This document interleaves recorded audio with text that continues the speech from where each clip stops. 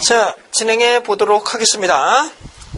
원래 목표는 더 많이 해야 되는데 여러분들이 안드로메다를 너무 많이 가시기 때문에 안드로메다를 많이 가셨어요. 그러니까 제가 이거 하고 좀 정리하는 시간을 좀 가져보도록 하겠습니다. 자, 설명이라는 것부터 다시 보겠습니다. 설명이라는 건 뭐라고 된다고요? 관계를 밝히는 건데 인과관계라니요? 다시요? 내 가슴이 찢어질라 그래. 투입을 했는데 똑같이 안 나와. 고정값이 되시면 안 된다니까. 변화를 일으키시라고, 변화를.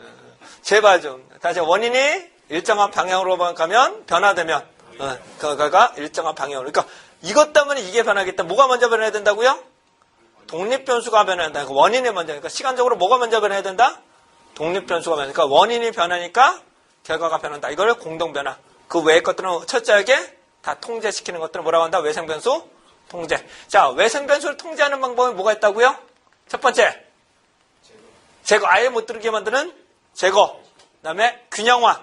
비슷하게 만드는 균형화. 그 다음에 상쇄. 실험의 순서를 바꿔버리는 상쇄. 마지막으로 무작위. 조사 대상자를 그냥 무작위로 추출. 근데 안 될 경우 무작위로 하시는 거예요. 안 될 경우. 무작위로 하게 됩니다. 근데 무작위가 반드시 좋은 건 아니에요. 네. 그 다음에 인과관계를 밝히는 여러 가지 방법 중에 실험이라는 방법을 쓰게 됩니다. 다시 여러 가지 방법 중에 실험을 하게 되는데 실험을 하는 실험시 조건은 뭐가 있다고요? 독립변수 조작, 허위관계 통제, 실험 대상의 무작위 보시면 됩니다. 다시 뭐라고요? 독립변수 조작, 통제, 무작위를 해서 실험실을 하게 된다. 이렇게 보시면 되실 것 같고요. 자, 그 다음에 실험실은 우선은 중요한 내적 타당도와 외적 타당도부터 다시 좀 설명을 드리도록 하겠습니다. 자, 중요합니다. 타당도 중요합니다. 타당도는 뭐라고 말씀드렸어요, 제가? 그렇죠. 제가 연구자가 측정하고자 하는 것을 정확하게 측정했느냐, 측정 도구가 적합하냐. 즉, 키를 측정하고 있는데 주자를 잰다거나 그럴 경우 어떻게 될까? 주자가 약간 늘어날 수가 있기 때문에 측정 타당도는 확보되지만 그렇게 높진 않겠죠. 그러니까 신뢰도가 좀 떨어지겠죠. 타당도는 적합하겠지만 신뢰도는 떨어지게 됐죠. 그러니까 어떤 측정 도구를 쓸 거냐. 이것들은 이제 타당도라고 하는데 이제 설계상에는 첫 번째 내적 타당도와 외적 타당도를 확보해야 되는데 다시요. 내적 타당도는 뭐가 된다고요? 안에서. 외적 타당도는 이것은 일반화가 가능할 거냐. 다시요. 내적 타당도는 인과관계를 잘 추론할 수 있겠느냐. 외적 타당도는 일반화가 가능할 거냐. 이러한 내적 타당도와 외적 타당도는 일정한 기준은 충족시켜야 됩니다. 이 두 가지는 일정한 기준은 충족시켜야 되고 두 개 다 높이기가 현실적으로 힘들기 때문에 내적을 많이 높일 거냐 외적을 높일 거냐를 선택적으로 결정을 하게 됩니다.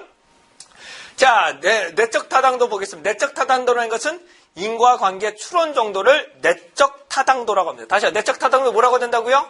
인과관계를 어느 정도 잘 추론할 수 있느냐, 강도. 이런 것들을 인과관계 추론 강도를 내적 타당도라고 합니다. 다시 한번 말씀드립니다. 정말로 독립변수 때문에 됐느냐? 다시요. 정말로 이 독립변수 때문에 종속변수가 변했느냐? 이런 걸 뭐라고 한다고요? 내적 타당도라고 합니다. 내적 타당도.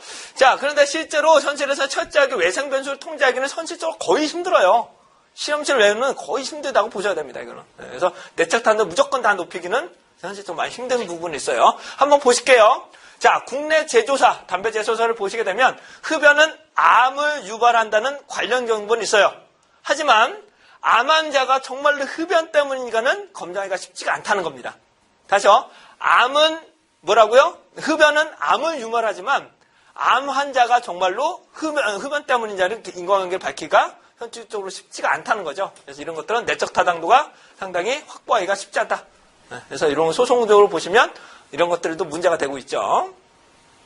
자, 여기서부터 이제 하나의 관건이 됐습니다. 여기서부터 이제 고비를 넘어가시는 거. 아까 전까지는 약간의 걸음걸이가 어려우셨다면 지금부터는 헉헉헉헉 되시는 이제 시간이 됐습니다.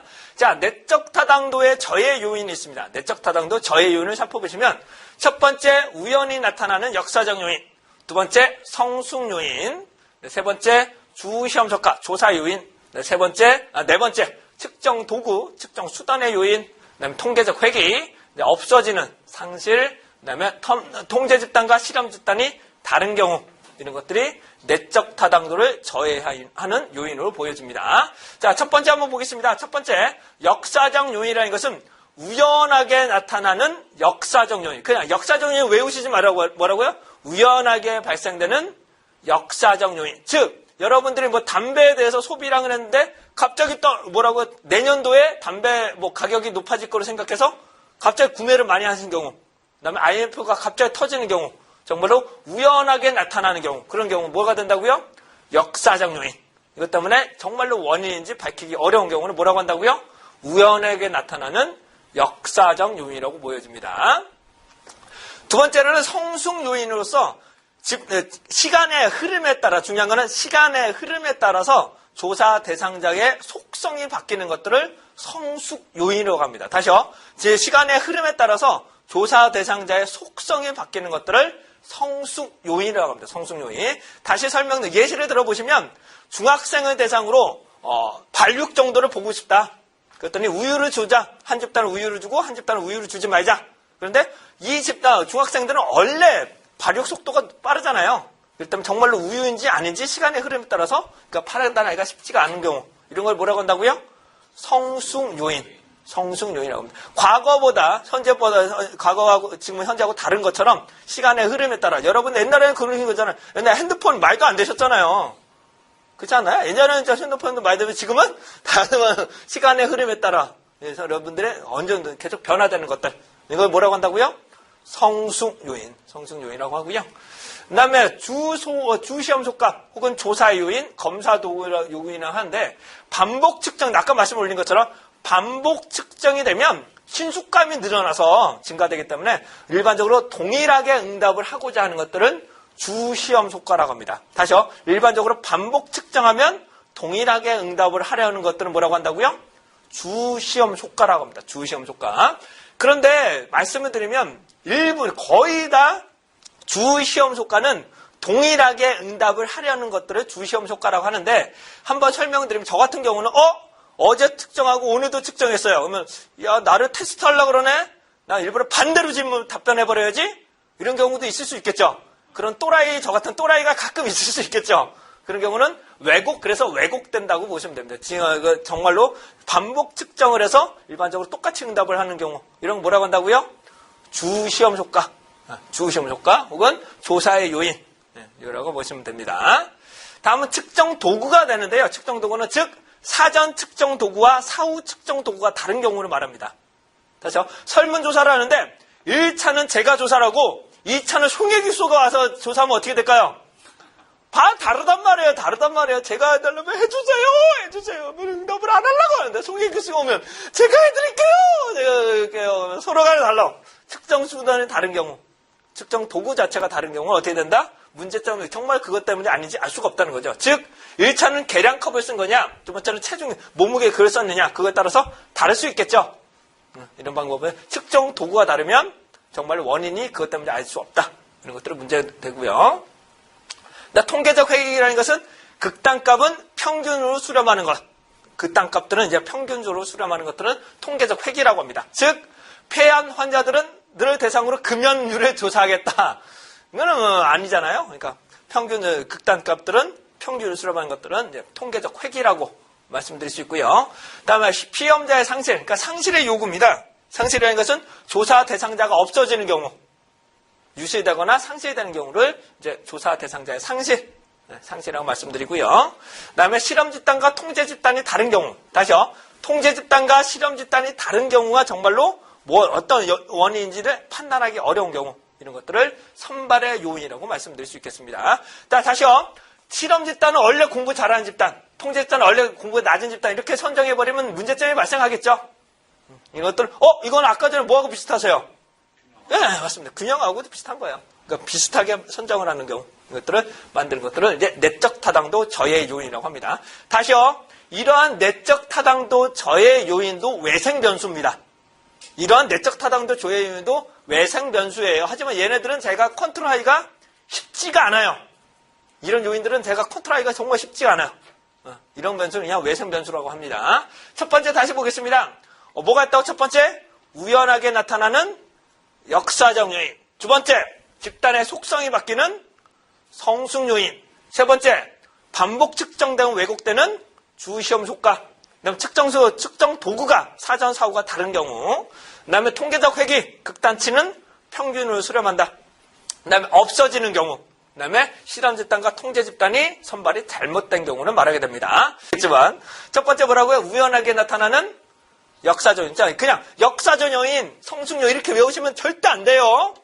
우연하게 나타나는 역사적 요인. 그러면 이제 말을 쓰실 수 있어. 우연하게 발생상에 나타나는 우연하게 나타나는 역사적 요인. 그다음에 집단의 속성이 바뀐다. 시간의 경과에 따라서 집단의 속성이 바뀌는 성숙 요인. 이렇게 글을 쓰실 수 있단 말이에요. 세 번째 뭐가 된다고요? 주시험 효과는 뭐라고요? 반복 측정되면 응답자들이 왜곡되는 주시험 효과. 네. 그 다음에 측정 도구가 사전 사고가 다른 경우. 네. 그렇죠? 네. 그 다음에 통계적 행위는 뭐라고요? 극단치는 평균을 수렴한다. 그 다음 상실은요? 상실은 아시겠죠? 조사 대상자가 없어지는 경우. 그 다음 마지막으로요? 선발의 요인. 선발 자체가 달라버리면 어떤 것 때문에 요인인지 알 수가 없다는 것입니다. 자, 내적 타당도 높이는 방법은 무작위를 하게 됩니다. 무작위 배정. 아까 말씀드린 무작위 추출을 하게 되고요. 두 번째는 짝짓기라고 하는데 짝짓기 예시를 들어보시면 뭐냐면은 50kg급, 60kg급처럼 50kg급에서 2명을 선정해요. 체급에서 2명에서 무작위로 실험 집단, 통제 집단을 버려버리는 거예요. 던져버리는 거예요. 60kg급에서 뭐라고요? 비슷한 집단을 만들어서 선정을 해. 2개를 선정해서 얘를 실험 집단, 통제 집단을 무작위로 던져버려. 배치를 해버리는 것들. 이거 뭐라고 한다고요? 짝짓기라고 합니다. 짝짓기. 다시요. 전체에서 무작위를 돌리는 거와 짝짓기와는 좀 달라요. 전체 무작위는 50kg 전체에서 그냥 무작위로 선정해버리면 어떨까요? 잘못하면 50kg만 몰릴 수도 있어요. 우연하게 그렇게 몰릴 수도 있단 말이에요. 하지만 짝짓기는 어떻게 된다고요? 비슷한 50kg 만들어 놓고 실험 집단, 통제 집단 60kg 만들어 놓고 실험 집단, 통제 집단 무작위로 던져버려. 그러면 A하고 B가